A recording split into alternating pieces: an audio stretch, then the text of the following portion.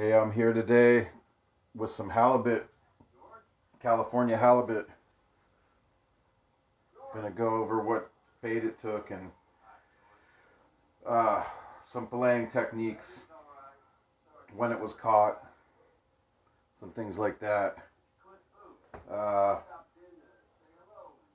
so this one came on the outgoing tide, and everybody always says they don't bite on the outgoing tide. I've did one little video of a small one that I caught on the outgoing tide a little while back, and I haven't caught that many on the outgoing tide, but uh, I was fishing with a buddy this spring and late winter, and we were a little bit offshore, not much. I mean, it's inshore fishing, but it was still just offshore a little bit, and we caught a big one. He reeled in a 34-inch one, and that was on the outgoing tide, and so there was some wind drift. Uh, I don't.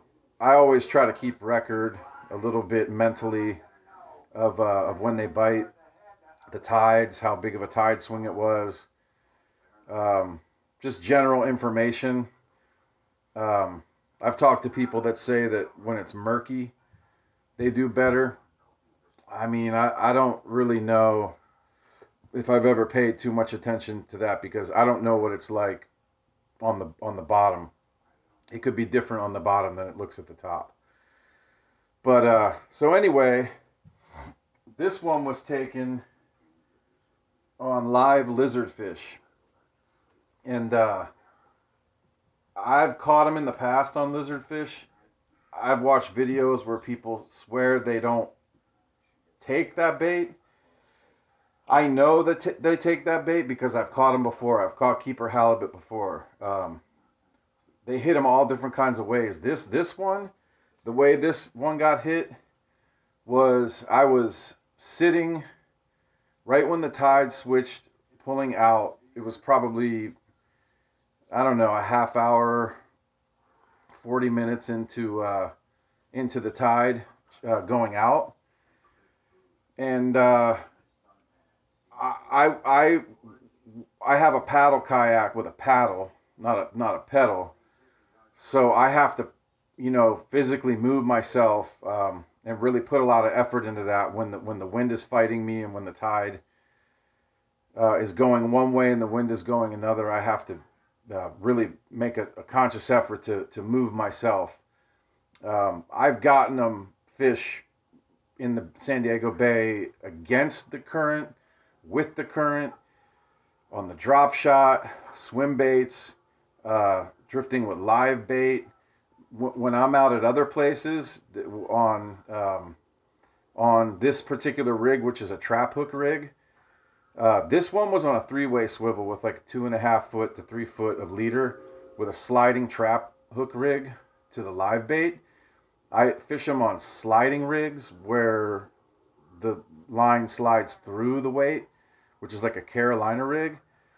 So this particular way, I was sitting. The tide was moving a little bit. It was early in the tide switch, but as I turned and took off, this fish swallowed this lizard fish. When I pulled this thing up, and I mean, I thought it was a huge bass. This thing had big head shakes. The rod was bent good.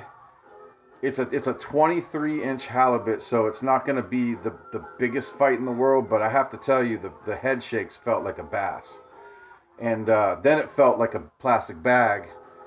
After that, it didn't pull drag, which I've had them this size. They'll rip drag and take me down halfway down to the bottom again. But with this particular one, it didn't. I think it kind of blew its load coming up and spazzing out. But and so that's the main thing was the bait it took, the tide, the the maneuver I made, I spun around and went with the tide. And right when I turned, I mean, this thing could have already been munching on it, and I just picked up the hit audibly because I have an alarm on my Daiwa Alexa. It's in free spool mode, and it goes click, click, click.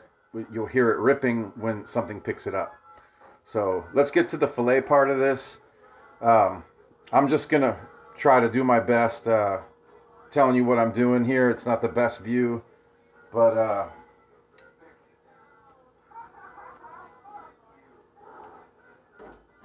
had to get my knife.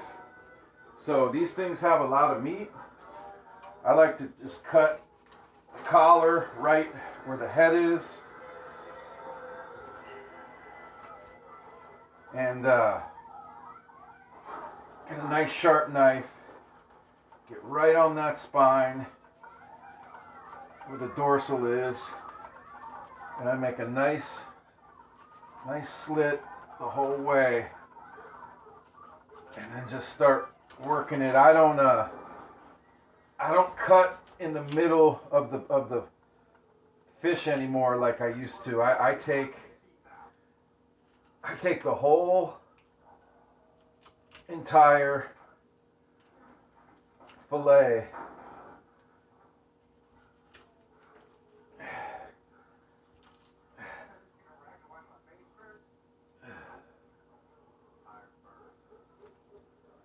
And I kind of messed up. Now I have to start over again. Okay.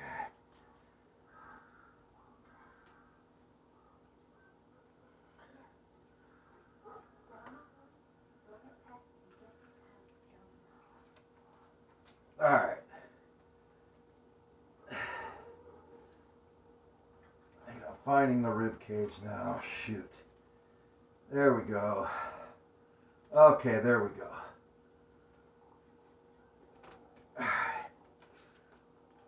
Now that I found the rib cage, now, there we go. I go as far back as I can. There's a ton of meat on these things. And I go right over top of the spine. Little by little by little. And I mean, I don't think you have to bend the knife too much because these are flatfish. I don't even gut them. And then when I come out the belly,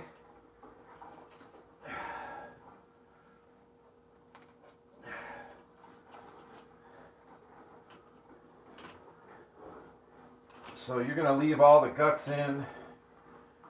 And then at the end, I pull the guts out because I take the carcass and what I do is I broil it. You can grill it. And you just come around this collar with a cut. There's not a ton of meat on the collar on these at this size. And then, so here you go. So that, nice fillet. Big piece of meat. So you can take some of these organs out.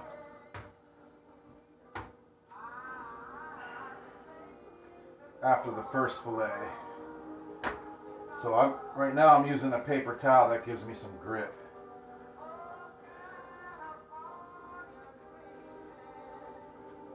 Alright. Same thing, come in just on top of the rib cage. You do have to take your time right in the beginning because I messed up that first cut. But as soon as you get going on the rib cage, it's fairly easy. I haven't filleted in a while. You always get better if you're doing it every week. These fish don't have a lot of bloodline.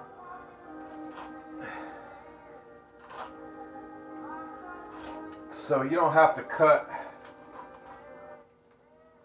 a ton of bloodline out on these. You can maybe see a little bit of that, very minor.